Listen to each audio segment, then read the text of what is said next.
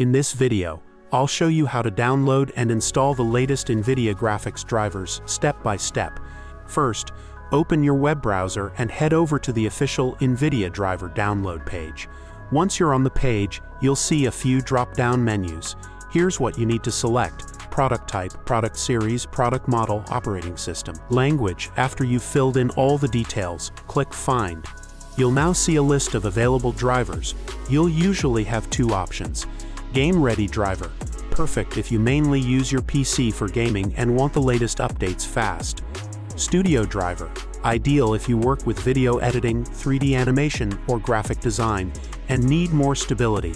In this example, I'm going to select the Studio driver, because I mostly work with content creation and need a stable system for editing and design projects. Click Download and the driver file will start downloading. Once the download is complete, double-click the installer file to open it. Follow the on-screen instructions to complete the installation. It's usually just clicking Next, Agree, and Install.